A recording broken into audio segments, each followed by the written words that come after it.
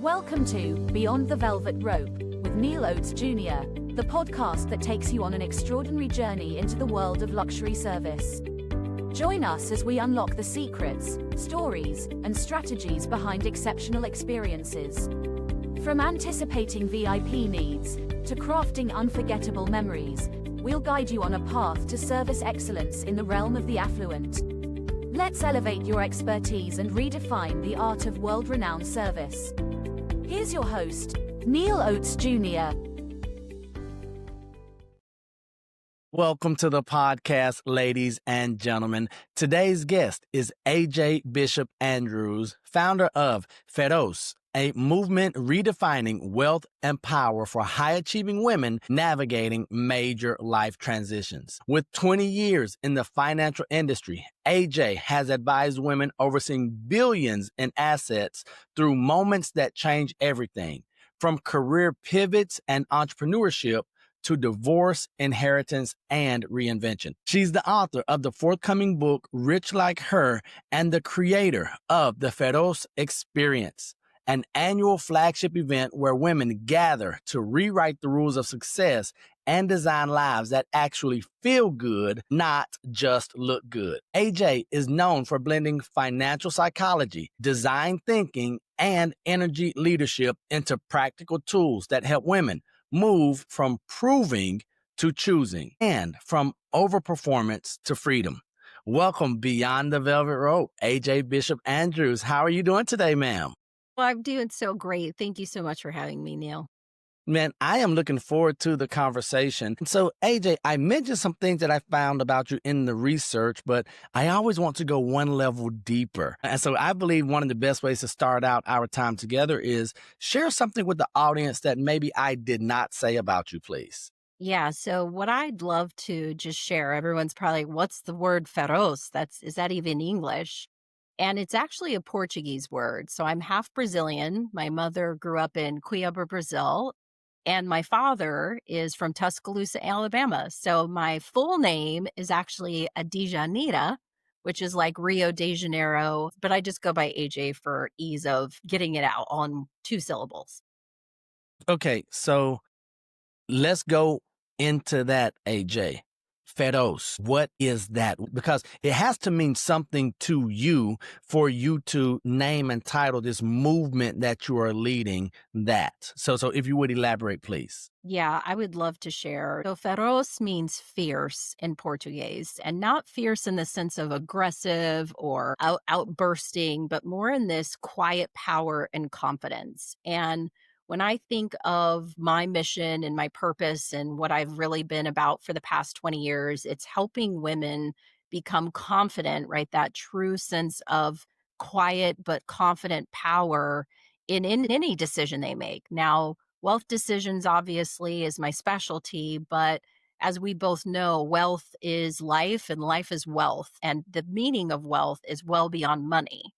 So feroz, in a sense, is this idea of a woman really getting into, right, grounding down into her own confidence and being able to make the decisions that are life-changing, not only for herself, but for other women that she may be connected to, such as her daughters or her sisters or her community. All right, so we're going to get into the good, hard, heavy, necessary stuff right away, ma'am. So when you say feroz, right, and you did make a distinguish distinguish between fierce of what maybe the typical traditional male might think of, and then your meaning, your definition, and how it empowers. Why do you think being fierce and having that being a necessity, especially for high achieving women, why is that so important? And how have you seen the embracing of this fierceness in a quiet but confident way help your clients? That's such a great question. And what it makes me think about is the women, including myself, who have made it to rooms or to tables or to positions within organizations or even in their business who haven't had a model, right? So working in the wealth industry, it's predominantly white men. So as a young Black African American, a Brazilian American, I was the only one that looked like me. And so in the beginning, I thought that fierce looked like me trying to be a man, like me doing it the way I saw my male peers trying to be leaders and drive sales performance and make a difference. And it was my own personal journey of realizing that that didn't fit for me. I have a more quiet power. I am more of a listener. I'm more of a nurturer. And in the beginning, I thought that wasn't the way to go. And as I have worked with women for over 20 years in varieties of positions, whether that's helping them overlook their portfolios to mentoring them, that was the common theme I was sending it or seeing rather is women trying to act like men to get to a level of success that we were taught to want. And the output of that was burnout. And as I continue to speak to women today about this idea of burnout, it's the idea that we're not naturally leaning into our way of doing the work. We are still, in some ways, looking and grasping or comparing how we do leadership and how we do life. And that's the spirit of Feroz. It's how do I find my own internal compass as a way to express my leadership, my confidence, and my legacy.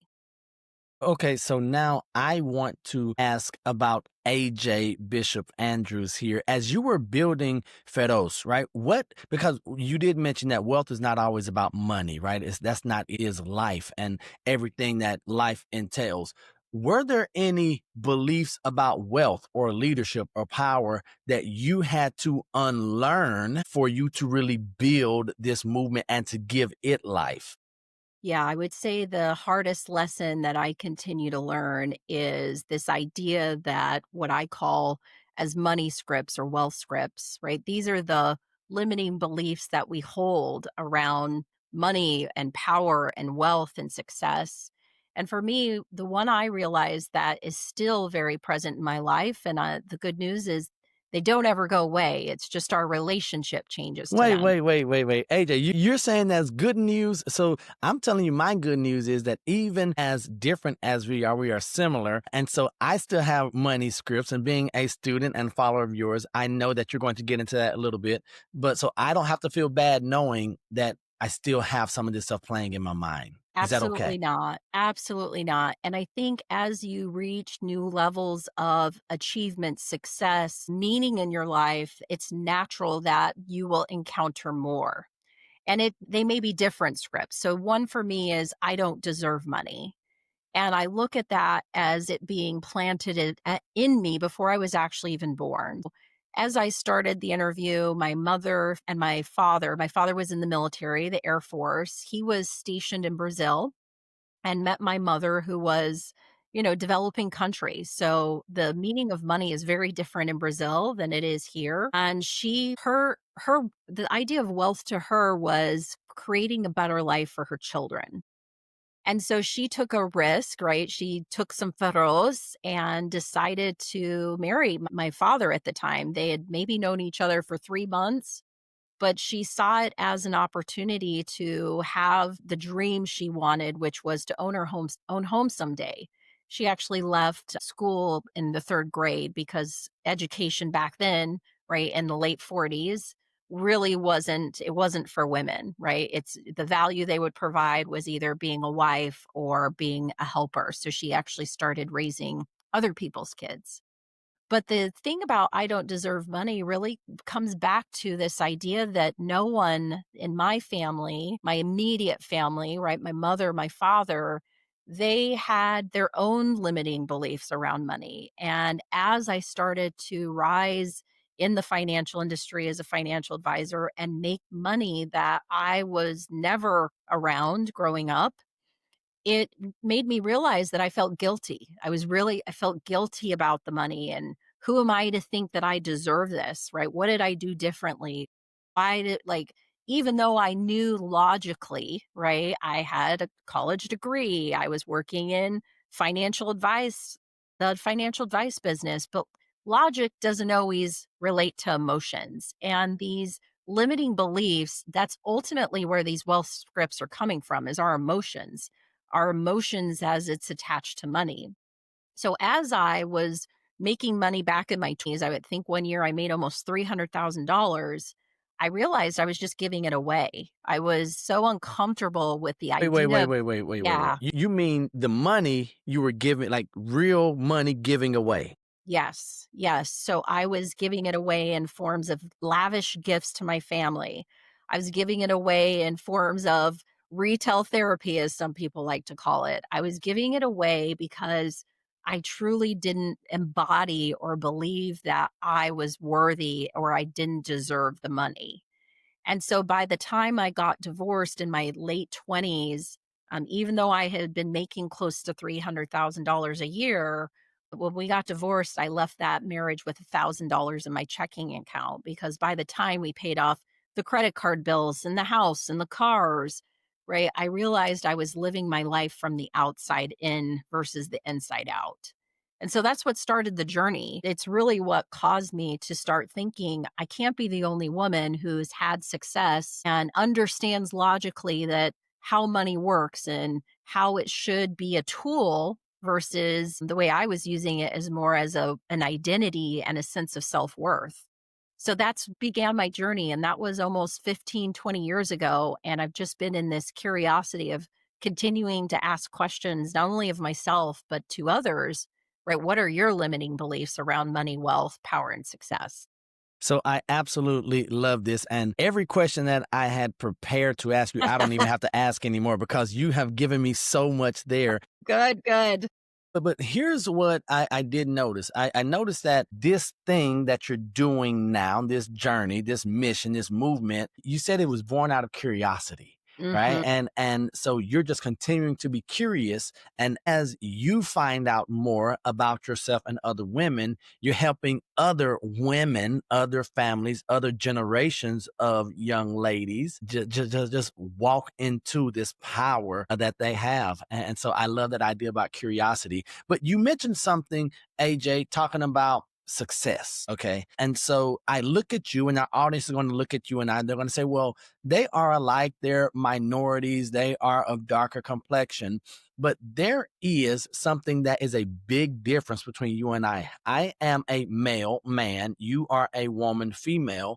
And even as a minority male, I have advantages that Mm, you as a minority female does not have, right? When mhm. it comes to the idea of success. And Yeah. I know this is a big part of the mission and the drive, but could you talk about how you see many, even the high achieving women, you talk about performing success versus actually living success. And so for my fellas here, we can learn something. So I want you all to tune in, lean into what AJ is about to share. So talk about that performing success versus actually living success and why that's so important. Yeah, what I have a curiosity, but I deeply love human beings. Like my favorite thing to do is to go to a coffee shop or when I'm waiting in airports is really just observe humanity, right? There's nothing more human than sitting at the airport and seeing how people react to delayed flights or how they board or get their bags down. But this curiosity in me has always been driven by if I'm experiencing something, then I've got to imagine I'm not the only one in the world who's experienced this. So, as I started getting into higher levels of leadership within the industry, within the wealth industry, I started noticing that more women were coming to me who were on paper successful. They had the car, they had the house, they had the husband, or they had all the things, the material things that they should feel successful, but there was still imposter syndrome, or there was still this sense of, do I belong here? Do I deserve to be here? And I had this moment where I just really had to look at myself and really honestly be in conversation with these women around where's our center for success? Like what's the locus point? Like where if I were to say how success feels as a part of my body, like where does that live? And what we started discovering is success felt very external, right? It was the things that we could quantify. It was the things that we could name and say, I'm successful because I own this house or I live in this neighborhood or my kids go to these schools. And despite having it all, which who doesn't want to have it all? Male, female, black, white, right? Like we want to have it all. These women appeared to have it all, but ultimately they were empty on the inside. And so that's where I got into this place of thinking, what's the difference between success and fulfillment? And the nucleus point, or the point where fulfillment comes, is it's an inside job.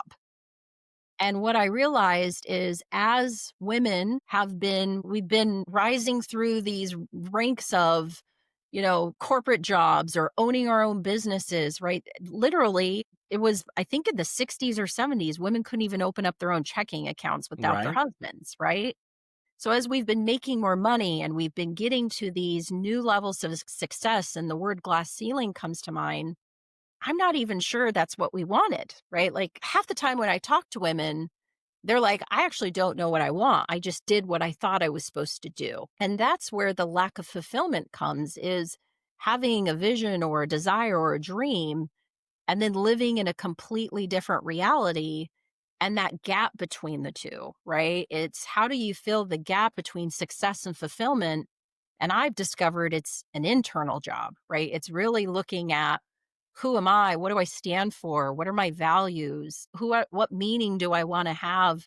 What kind of relationships do I want to have with people, and ultimately with success and power?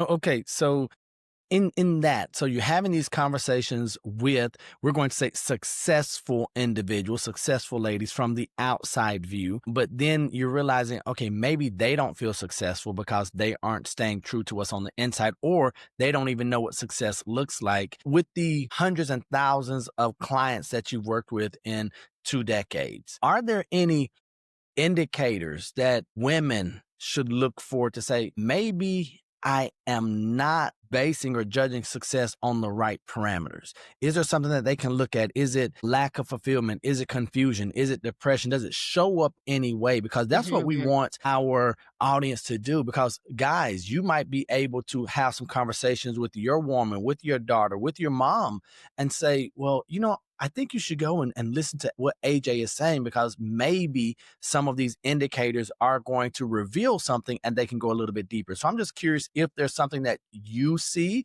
or maybe that some of our ladies can see and say, wait, okay, so it's okay for me to feel this way, and here's what this might mean. Yeah, such a great question. And what it makes me think of is, success and fulfillment is directly related to your confidence. And what I mean by that is, right, confidence is truly something that's built from the inside out, right? It's the ability to have trust in yourself, right? So, what I tell people when they're like, what do you do? I say, I help women stop second guessing themselves, because we all do it, male, female, red, orange, yellow, green.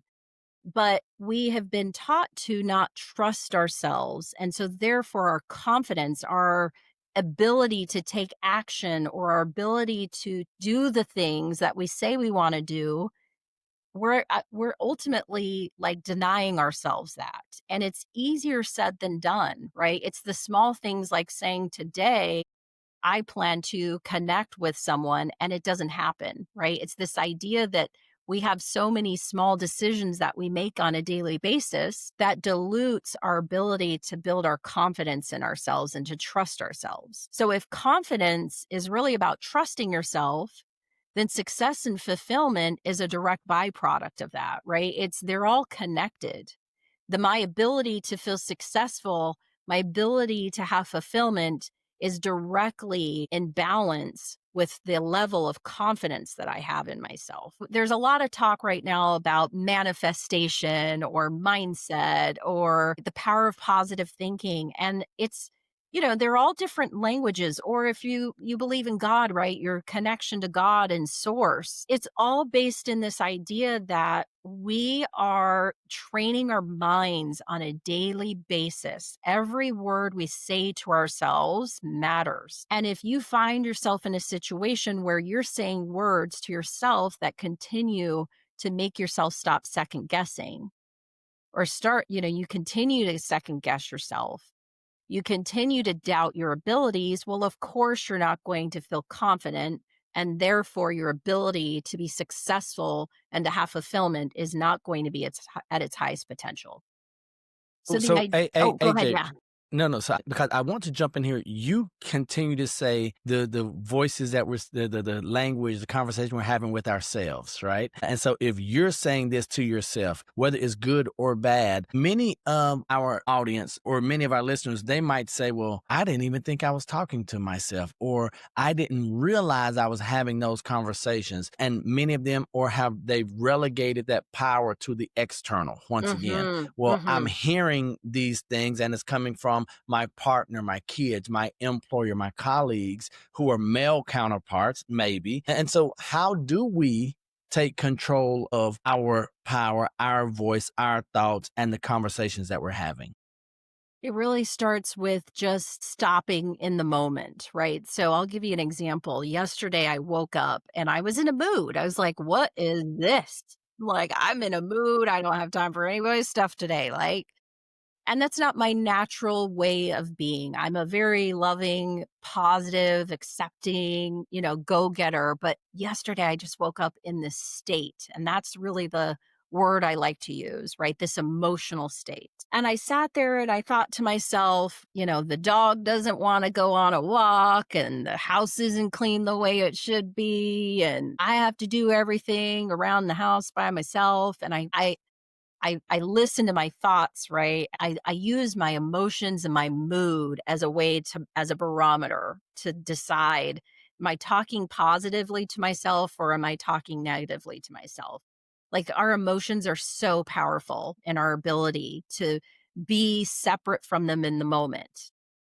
And so when I realized, I'm like, right now I'm blaming, I'm complaining, I'm making excuses. I'm like, what's the source of that? Right? That curiosity kicks in. It's what's the source of my need to blame others? What's my source of needing to complain right now?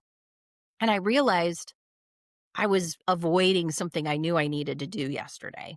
Ultimately, it was a next level step, right? Reaching out to a contributor or to a partner that I've been wondering, can we partner, right? But instead of just being straight up and down and looking at myself in the mirror and saying, you're scared, AJ, you're scared to take action. The natural default as human beings is to make up story, right? So it's a, you identify your state, right? What's my emotional state? And then you look for what's the story I'm making up about it, right? Well, nobody helps me. I have no support, right? The dog doesn't want to do what the dog wants to do. My kids are, all the things. And it's readjusting where I'm coming from. And I know the word gratitude is used so much.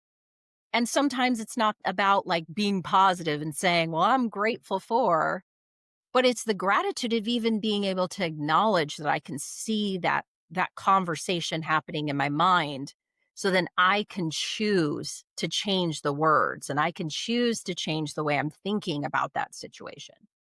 And Man, from that's the good. ability to choose, then I know a better way to go, right? Versus if I'm stuck in complaint, I'm stuck in blaming, I'm stuck in woulda, coulda, shouldas, I feel stuck, right? That energy is heavy. There's no life in stuck energy. So I could go on for days and days about this, but it really is the power to stop the thinking and choose. How do I actually want to approach this situation? What are the emotions I'm experiencing? Acknowledge them. Don't try to push them away and realize really what's underneath the emotion is a story about something you learned years and years ago, an experience you had, and just choosing to go in a different direction.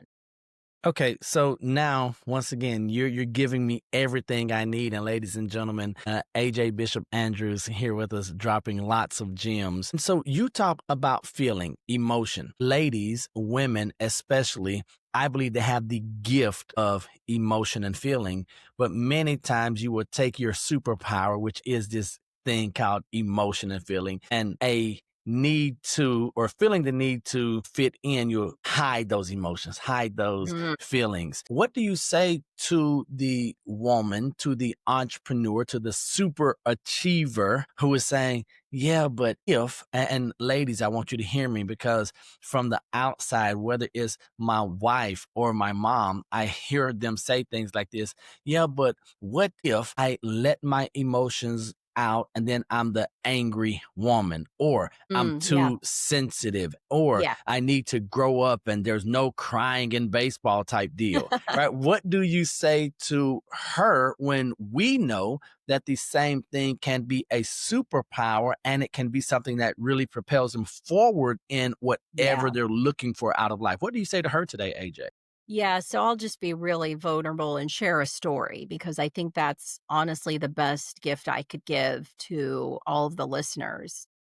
So when I was at the top of my career, so as I mentioned, I left my marriage, my first marriage. I'm now remarried, but I left my first marriage with $1,000 and I started thinking, what am I doing wrong? I'm in the wealth management industry. I advise people on money. I lead advisors who advise people with money.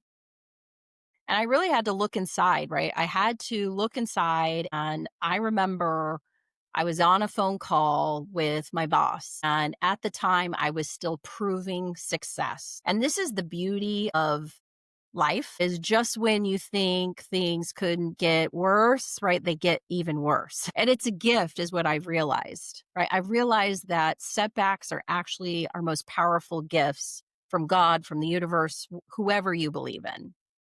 So in the moment, we were going through a major layoff at my company, and my job was literally the only thing I had that was paying my bills. I had maybe $2,000 resaved back up, and there were a lot of layoffs going on.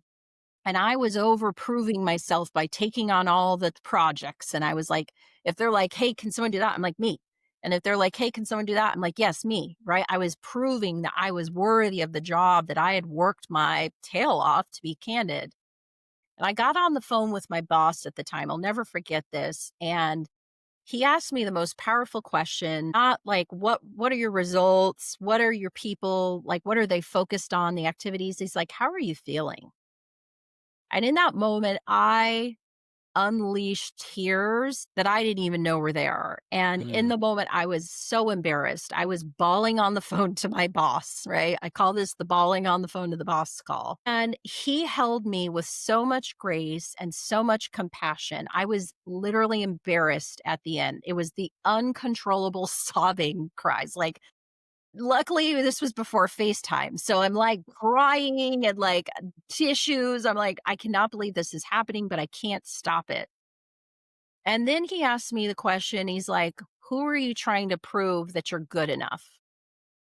And that alone was the freedom to realize that we sometimes as women need to get the issues out of our tissues, right? And the only way that sometimes happen both for men and for women is through to let our emotions be expressed versus pushing them down. Yeah. Now, I know now that that boss was a safe place for me. Okay, stop right there. Stop right there. How did you know that? So, how I knew that is he was a mentor of mine, right? So, I think this is what you were really asking. And the point I want to make is you do have to know who your tribe is, as I like to call it. Who are your community of supporters? Now, I can't call everyone and tell them I had a real crummy day and, the cars broke down, all the things, right? Like, there's some people who, candidly, if I called them with that conversation, by the end of the conversation, I'm going to be in a worse place. Yeah. But there are people that I have in my life that I have found for my life. Like they didn't just come into my life. I've found them through communities that I know I can call and say, it's a day and I just need you to listen. I need you to listen, be a witness to what I need to express. I don't need you to fix it. I don't need you to problem solve it. Candidly, this is a skill set my husband now has. We've been together for 8 years and he now has this skill set because before, and bless him, he wanted to solve the problem. He wanted to troubleshoot. I was like, honey, no, I just need you to listen. I need you to let me get this out.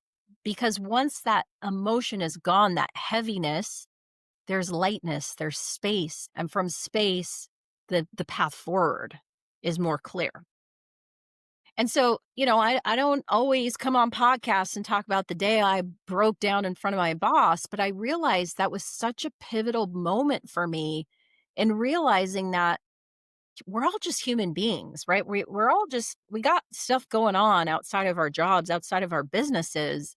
And can we just actually hold the space for each other to be human beings every now and then, right? Different than the person who shows up and has the drama and wants to vent all the time. Like I could do a whole masterclass right now on the difference between complaining and venting. They're very different, right? A complaint means I just want to keep recycling and being right about whatever went wrong with me, and I don't want to let go of that nasty venom.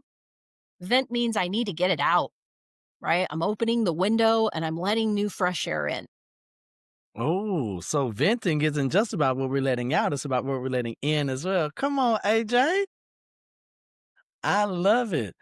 So now I want to transition to something because something huge is happening at the beginning of 2026, and I want to make sure we have space to let this do what it needs to do. Rich like her. We're going to go ahead and proclaim the best-selling book, Rich Like Her. Bring it.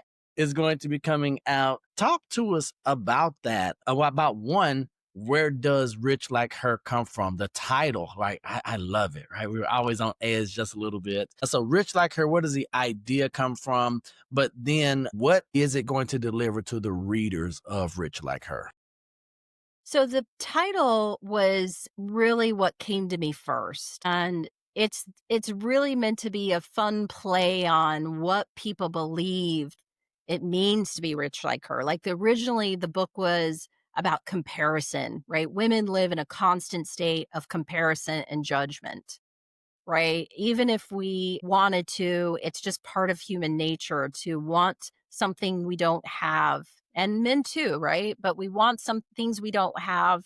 We want to compare. We want to judge. Why isn't my life like theirs or like his? It's just stop the madness, right? Stop the madness.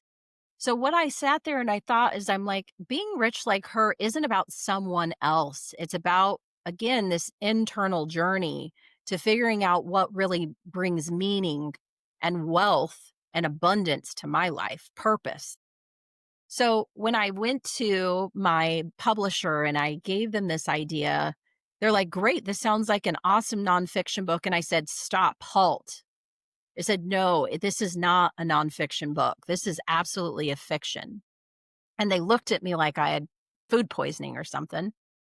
And I said, human beings learn through story. We learn through the stories of our parents, our grandparents, our friends. And I want this to be a conversation starter for women, for men as well, too, who support these women. So Rich Like Her is a book about 4 different women navigating success, power, and wealth. And they all have a different way, right? That they're in a certain state about it, right? One woman is a burnt out corporate professional. Another is a woman who just went through a divorce, right? Like they're in this state where they're at a crossroads, if you will, in their life. And as I mentioned earlier, right, like God, the universe is putting something in front of them that feels like a moment of choice. And I invite the readers to really look at these characters as not only fictional, but honestly as a piece of who they are, because the book was informed by my experience. It was informed by all the women I've worked with, widows, divorcees, women inheriting businesses, women inheriting money from parents, from unfortunately husbands that have passed. And I wanted to create a story that women could really relate to on a emotional and a practical way to say, wait a minute, am I really thinking about money? Am I really thinking about wealth and power, success in a way that feels in alignment with who I am?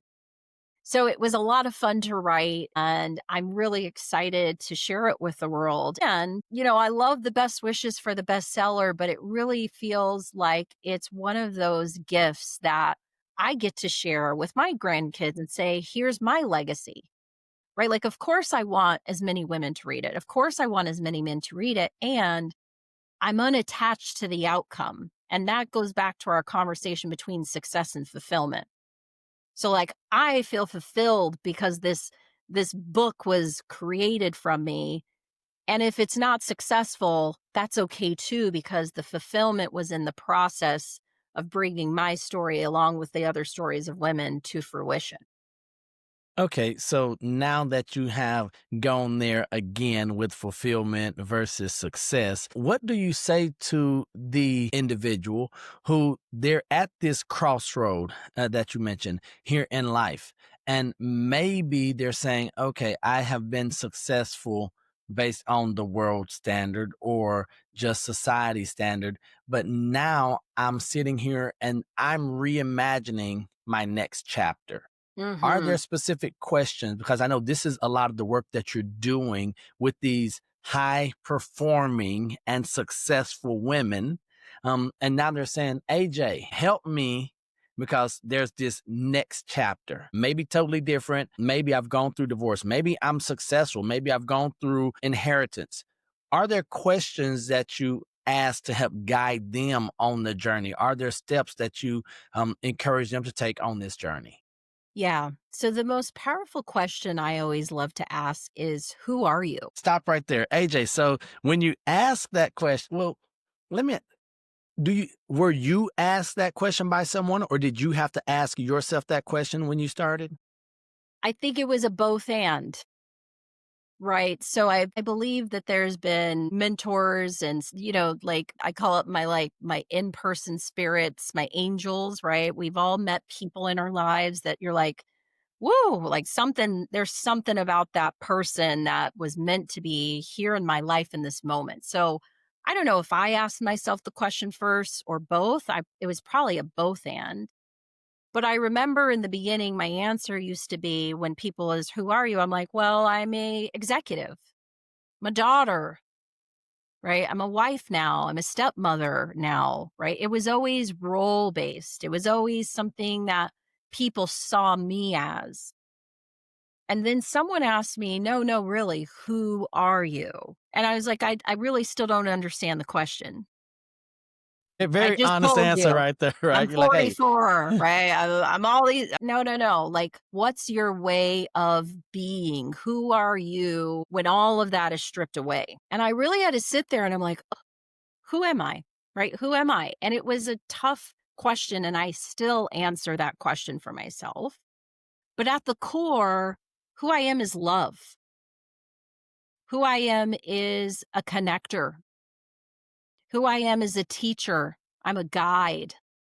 Right. I'm a woman who's lived probably 15 different lives. I have more lives than a cat, but I am a person who loves to share my experience to connect with others and hoping that they don't have to make the same mistakes or get stuck where I've been stuck. And I continue to ask myself those questions because we started in a way at this idea of like the limiting belief never goes away, right? As you continue to become more fulfilled or more successful or more ambitious or, as you step into these new levels of yourself, you're always going to come up against it. And when I get to that real point, I've also realized, ooh, that's the gift, right? When I feel like I'm banging my head up against a wall. I used to look at that as like, this is terrible. I hate it. Like, why am I here? And it's like, no, that's actually the gift because I'm being asked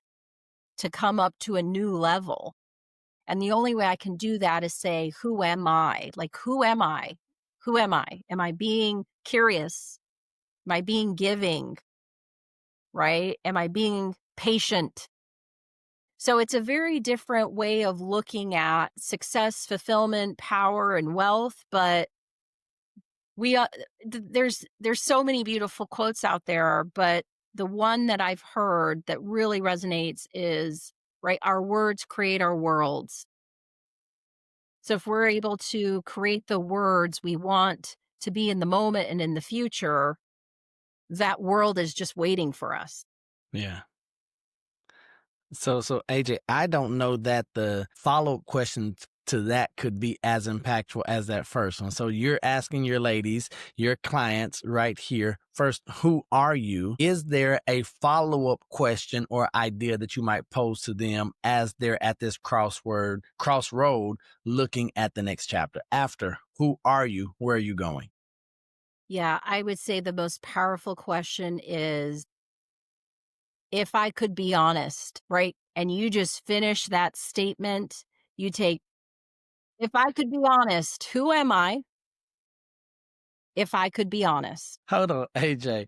Now you've helped thousands of women, and these are once again high achieving, high performing, successful women.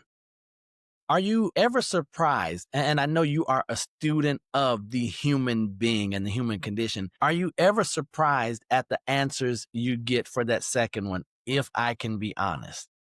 That's when it gets real juicy, okay? Because what I've seen as a common denominator is these women are focused on who they should be versus who they want to be because of the roles, because of the expectations, because of the desires, right? We all desire to be happy, healthy, wealthy, peaceful. And my journey there looks very different than your journey, right? Mr. World Renowned, Come on, girl, quit playing. right?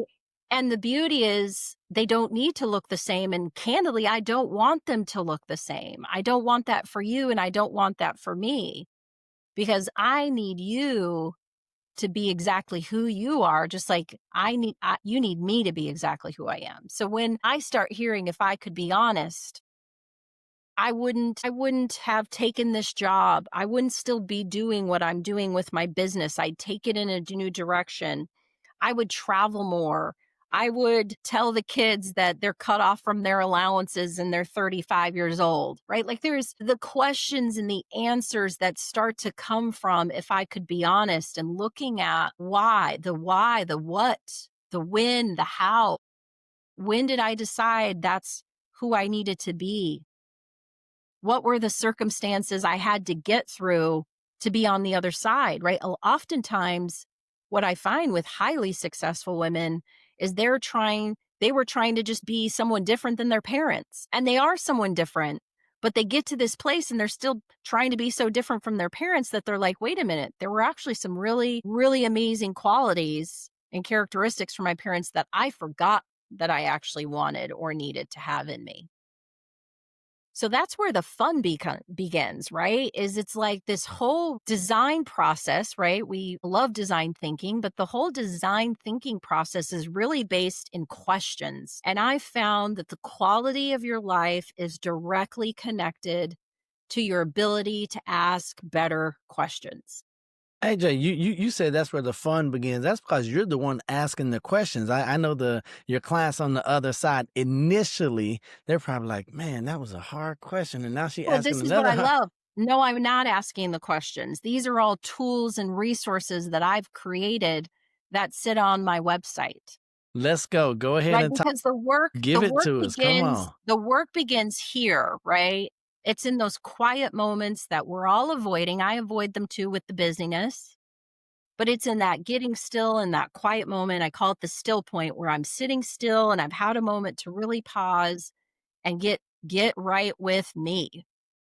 And then from there, because we can't solve our own problems in a box. Like, I hate that part. Like, I want to fix it all on my own. You don't want to share with nobody. You don't want No, nobody to know I that got you it all need figured help. out. It's like, oop, I had this major issue. I figured it out. And now I'm on the other side. Nope. We need people and we need community. We need mentors. We need guides. We need coaches. We need therapists, right? Whatever it is that you need. What I've truly discovered and become humbled by time and time again is our need each other. So once you've done that work to sit in who am I? And if I could be honest, then the next step is to go and share it. Because if you're not actually speaking it, it's just all fantasy. It's all fake. It's all in my head. What's happening in my head isn't reality. This conversation is real, right? We're in connection with each other. Me thinking about what's going on outside with the weather, that's fantasy because I don't know. I'm not outside.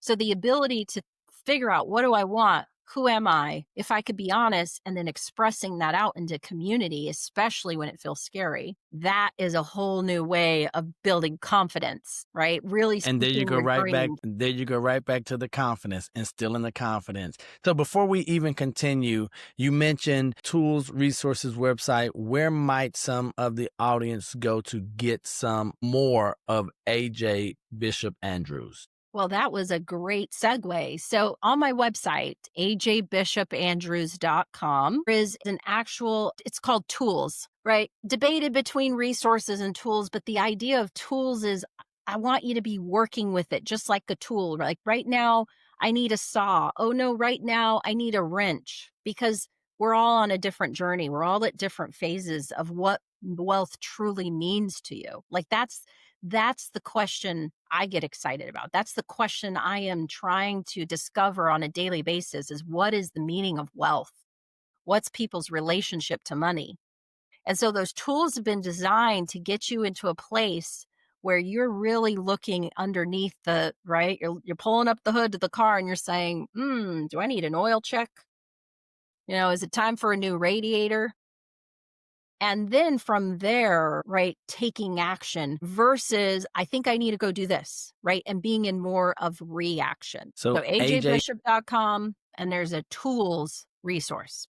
I love it. So now I want to sort of put the mirror back on you. You talk about that you're going through and you have to ask questions, what does wealth look like? So I'm going to do my best AJ Bishop Andrews impersonation right now. And I just want you to finish these sentences for me, if you would, Good. please, ma'am. Absolutely. Wealth is blank. Wealth is impact. Power is, Power is ooh, that's a good one. Unexpected, but I love it. And here's one. And I know that we're going to be blessed with this one. Success feels like. success feels like leading and loving courageously. So that was too easy. So now we're going to go a little bit further. AJ, we're here, it's 2025, Mm-hmm. and we have all these different generations in the workforce. We Yes. have different ideas of and pictures and visions of what success looks like and how we're supposed to deal with money and what our money script is supposed to be, our wealth script. What do you wish that every and we're going to speak specifically to the ladies, the women. What do you wish that every female, woman, professional knew about money and identity that school never taught them? What's the if there were either one or a handful of things that you wish that every professional woman knew about money or identity that school never taught them, what would those things be?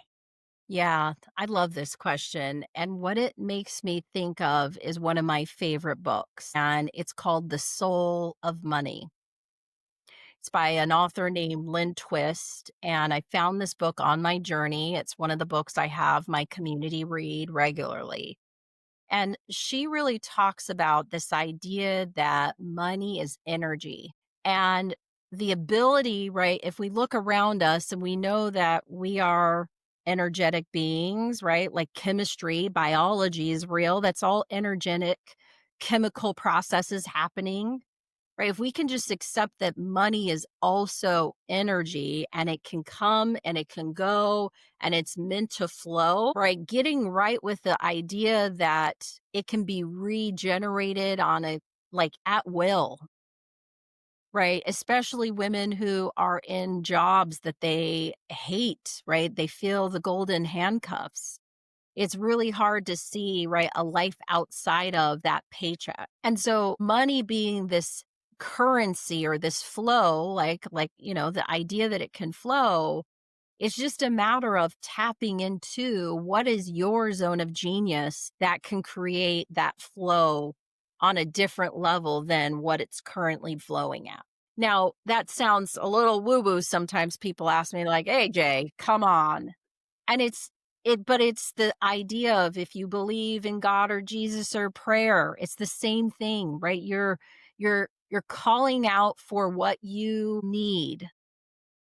And the idea of abundance is that there is not a lack, right? It's putting your attention on what you want to have happen and being for it. So it's this idea that if money and fulfillment are outside of me, then I can't grasp, right? I try not to focus on things I can't control. I can't control my dog, I can't control my teenagers, I can't control my 81-year-old mother, right? But I can control in the moment if I can let go and become unattached to behaviors, actions, activities, thoughts that are not serving me and moving me and my purpose forward. Now, I do want to ask this. So that was going to be my official last question, but you keep giving, so I'm going to keep receiving. So on that part, you mentioned about this idea of you don't try to control what you can't control. And many of our audience members, they may find themselves going crazy doing just that. What's the first step for us to release that control or to have the realization? Is there something that we can do once we realize? Because I mean, with the way the world is, things that have happened recently, you find a lot of people trying to control things that they can't control, and it making them lose sleep. It's affecting their health, their mental well-being, affecting the relationships in their home. What do we do if we find ourselves always trying to control the uncontrollable? So I'll just speak from my experience, and my need to control things is my need to predict, my need to know, right? To have the outcome in a favorable way, of course, that serves me. And there's also a lot of beauty in realizing that I don't want to be in control sometimes, right? Like sometimes I'm like, I'm tired of having to do all the things. So an activity that I do regularly is I take 1 minute, literally 1 minute, and I write down all the things that have my attention, the things I'm trying to control, the things that aren't going right, the things that I want to do. I take 1 full minute. I put my phone on. I take the minute. I just keep writing. I don't even think about whether or not it makes sense. It's whatever's in my mind. I'm just writing. I'm writing. The timer goes off. And then I take 5 minutes to look at that list and put them in or in columns rather of, can I truly move this forward? Is this truly something I can control, or is this something I have no control over? And the things that I can have control over, I will take on wholeheartedly with Feroz, right? With fierceness. And the things that I can't control, I'll just let them sit. And I'll be damned, and I apologize if hopefully the word damn's okay on your podcast. It's acceptable But I 100%. will be damned if those things that I can't control, by the time I've checked off my list, have already figured themselves out by the time I get done with my list. Love it. I love it. At some point, so control the controllable, leave the rest to whoever needs to be left to. Yes. AJ Bishop Andrews, this has been a fantastic treat. But before we're going to have some fun in one moment. But before we do, is there anything that you would like to say to the audience today that hasn't already been said? What do I want to say to the audience? I think what I would love to share is just, I've really become very aware of time. And it's a result of being the youngest in my family. I grew up with a bunch of women. So I come from a family of very Feroz women. My precious mother is 81. And I just want you to take time to really understand this idea that I will borrow from one of my best mentors, Brendan Burchard, around mortality motivation. This idea that we know our time is limited on this earth. And so if there's something in your heart, if there is something in your mind that you want and know you should be doing, now's the time. Because as you mentioned, it's been interesting times, as I like to call it, but we need you more than ever. Come on, ma'am. Let the reality of life and death become your motivation to get going and to get started, to make the phone call, to set up the email, to send out the email, to set up the website, to write the book. Like, do it, because we need it. The world needs to hear from you. AJ Bishop Andrews, ma'am, when I say you are a bad, bad woman, you a bad woman. I absolutely love it. So thank you for gracing me and us with your time and energy. But you're not out of here just yet because we are going to have some fun with some rapid fire questions. Bring it.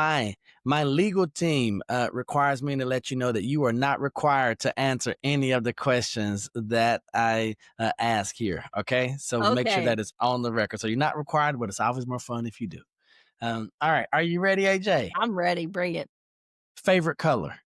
Green. Why? I love being outdoors, and it's been my favorite color for a long time. I grew up in Utah. That's the one thing I probably haven't shared. And the mountains were out. Utah. Yes, my father, military, he passed away when I was a baby. That's a whole other story we didn't get to. But I just remember my window to my bedroom looked out on the mountains. And so I live in the Pacific Northwest. It's full of trees and everyone's like, it rains there all the time. I'm like, but it is so green. It is so beautiful. Like life. It's just green represents life to me. And that would make sense coming from you, ma'am. Favorite food? Ooh, I would say today, my favorite food, because Fridays, we're recording this on a Friday. Fridays is date night with my husband. It's a non-negotiable, unless I'm traveling and then we make it up when I'm back. We're gonna have Indian food tonight. Oh, come I on, girl. love Don't do Indian that. food. I'm gonna have a Uh, little aloo gobi, a little chicken tikka masala, and I just can't wait. So you mentioned that Friday is you and your husband's date night. Thursday night is date night for wife and I. So Okay. ours was last night. Now, I do have a question because I love Indian food, I love Thai food, but that is not the end of the conversation. The next part of the conversation is, does Indian food love you back? So the funny thing is I grew up a picky eater. Man, I was a picky eater. And I grew up in Utah. So in the 80s, 90s in Utah, there just wasn't a lot of diverse cooking. Like my Okay. mom's Brazilian cooking, and I know she's not listening. Otherwise, I would say Brazilian food's my favorite. But I didn't have access to authentic, diverse foods. So Right. when I went to college, I went to Purdue, and there's a very large Indian community there because of engineering. It was the Yep. first time I got exposed to Indian food. And candidly, I was not a fan in the beginning. It was too spicy. It was too many flavors going on. Over time, and this is probably a beautiful life lesson, like I was always attracted to the richness and the like deep, like I was just like, "Ooh, there's something about this food that's mysterious." So I just would continue to try different things. And now I live in Redmond, Washington. There's also a very large Indian community here, and so I have a plethora of options when it comes to Indian food. But I do have to say I have to stick with like a level 1 or 2 when I'm Come ordering. on. That's what I'm asking. My Come on, husband, AJ. he's like the 4 and 5, and I just like my face and my body sweats for him when he's eating that stuff. No, so AJ, it's okay because here's where I am. So Thai food is my number one, and then Love Indian Thai food cuisine too. is Oh, too. But for me, I don't have this thing called a sweat stopper hair. And so when I eat Thai food, they say, Mr. Neil, do you want spicy? I'm like, yes. They say American spicy or Thai spicy. And I'm like, Thai spicy. And so I love the food, but you look at me, yeah. AJ, and I'm pouring sweat and my Yes. t-shirt. So I wear a black t-shirt when I'm eating my Thai food because it just looks like I am being tortured, but I love it. And so you're sitting there, you're the same way as me, right? Body wise, you're like, man, it's kind of Well, hot I'm in getting here. hot just thinking about I'm getting hot thinking about Thai food. So I went to Thailand it's probably been a decade now. And same thing, they don't even ask. In Thailand, they don't ask you what level you want. And it just comes out and it is the best food you've ever eaten, but you're just like, water, milk, coconut milk, like, let Yes, me come drink on. it. It's, yeah. Nah, so that is so much fun. I love you sharing that. Okay, what is one talent that AJ does not have that she wish she did? Mm. I wish I had the talent of being, right, very detail oriented. You're not? I am not detail oriented. So what I have learned is to hire people that complement me where I am not an expert, right? So I'm very good at vision and strategy and big picture. and I'm good at looking at the execution, but the little details of, do this now or go do this here, like that to me, it's, I want to cultivate the garden. I don't want to plant the seeds, if that makes sense, right? It makes perfect sense. I want to be in the ideation and that energy. And for me, the energy of like the details is it's hard for me. It's really hard for me. I can be detail oriented, but it's not my natural go-to. Next question. What would you say to 20-year-old AJ? I would tell her that you've got plenty of time, because in my teens, and not time in like the sit back and kick up the legs and binge Right. on the Netflix.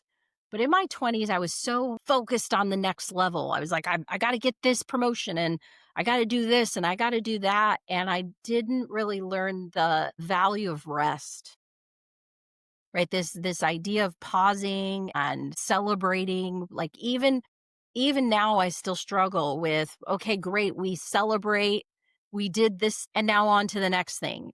And what Yeah. I've realized is rest is where growth actually happens, right? When you think about the seasons, it's where we're heading into the fall and the winter, right? Mhm. That dormant phase is a necessary part of our cycle. For me, I have very spring and summer energy, right? But unless you live in California, which I used to, that only really has 2 seasons, summer and spring, you need the fall, you need the winter, you need that cycle to rest and to restore and to reflect, because that's when the next level of fulfillment, success, that's where that comes from versus the constant doing. I absolutely love it. So now let me ask you, AJ, what's been the best piece of advice that you've ever received? I would say, so last year I mentioned I went to India. And I spent a month in Ladakh, India, at a monastery with Buddhist monks. So, again, like I'm a student of life and humanity. And one of the monks there, I was having a rough day sitting still and getting myself quiet. And he said to me, what are the things in you that have this desire and this restlessness? That's the word he used, was restlessness, to know it all. And I sat there and I'm like, well, don't we all want to know it all? Don't we all want to be constantly in growth? And he's like, AJ, growth is important, but there's also a really valuable point in staying in the present moment and staying still and acknowledging what is versus what will be. So the point I'm trying to make is be happy where you're at right now. Otherwise, in the future, there's just no promise that the happiness is waiting for you there. You got to start Right. cultivating the happiness and the joy in the present moment, because we don't know if tomorrow there's going to be happiness and joy unless you know how to create it, you know how to cultivate it. Good stuff, ma'am. All right, only a couple more. And I want to say right now, thank you so much for your time, for your Oh, energy. Thank you thank for you being so much. you I've loved on this this podcast. conversation. I've absolutely loved it. But it's not over yet. So, Okay. AJ, your favorite book. That's a tough question. I love to read. Wow. And and I and would say my hold favorite on, wait, book. wait, wait, Yeah, wait, yeah. wait. Here's what I'm going to say. It is obvious that you love to read because you are a student, right? And that's one thing I love. We can tell, we hear stuff like readers are leaders and all that, but you really can tell the well-read individuals and how thoughtful they are. So that's why I backloaded these last couple of questions, So good. because I knew that this was going to get here. So it doesn't have to be your favorite work. No, So no, it just for came to me. It just okay, let's came go. to I was me. I was Like, trying to this give is you an how it out, but works. let's go. And I've had this book now for almost 20 years, but it's a little book. It's called Let Your Life Speak, and it's by Parker Palmer. Let Your Life Speak by Parker Palmer. Yes, it's a short but mighty little read. I actually will probably read it this weekend, but it's about this idea that, as I mentioned earlier, we have a calling, we have a vocation, right? We have a divine assignment, however you would say it. And a lot of our unwellness, our anger, our frustration, our discontent is based in the fact that we are not allowing ourselves to go after the things that we desire and dream of. And it's just a powerful book. It's a little tiny book, but it's such a good book. I think it was written Let in the Your Life Speak, Let Parker Your Life Palmer. Speak by Parker Palmer. Okay, so now this is perfect. And ladies and gentlemen, you can't script things better than this. So, what do you want your life to have said to about you Mm, when you're no longer here? What do you want that the speech that your life is going to give? What do you want it to say about AJ Bishop Andrews? yeah. So if I could write my own eulogy, I would want people to say that I cared about humanity, that I was a Feroz woman that left nothing on the table, right? I put it all out there. I showed up, was in community. I gave, right? Like legacy is so important to me now in this chapter of life. I'm 44, which is so young, right? I have a long way to go, and God willing, I will be alive for another 40, 50 years. But this second half, right? My comeback story, my Michael Oh, Jordan, come you on, girl. I know, love it. She if say that 44. We it's gonna coming be about a back. legacy, right? It's my legacy. I want people to know that I deeply cared and I deeply, despite all that's going on current day and in the future, I was up for the call and I lived into making things better for other women. I had this conversation literally with a friend this morning. She's turning 69 and she's one of my mentors. And I said, the beauty in our relationship is you're giving me, right, the foresight of your experience, and I'll be able to give that to someone too someday. And so the idea of generosity and my legacy, I would say, are the two things I want people to say about me when I've gone on to greener pastures. I absolutely love it because we are expecting our future pastures to be greener than the ones we're in right now. And then here's my final question. What do you want to be, AJ Bishop Andrews, when you grow up? I love that you asked that question because I always tell people I'm still figuring out what I want to be when I grow up. I say it literally once a week. I want to be Oprah, and I don't want to be Oprah.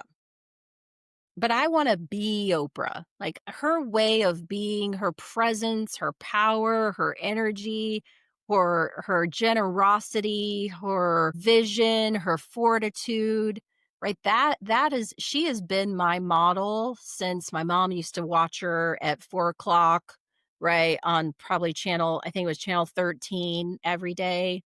Like, her platform, her ability to build community, her ability to incite and to excavate and bring out people's stories and their essence, that just to me that's who I'd want to be when I grow up. Have you gotten to meet Oprah yet? It is on my list. Okay, wait, stop right there. We Ladies were and 1 gentlemen, degree we are 1 degree, like, it's so true when they say, what is it, 2 or 3 degrees of separation. I know someone that knows Stedman, and I kinda always wish that we would magically appear. We have not, but that is on my bucket list. I've been to her events. She had an amazing event when she did I think it was Live Your Best Life tour about 10 or 15 years ago. But I would love nothing more than to meet Oprah. Like, she has been the model for me when I only had television to watch to see someone who looked like me.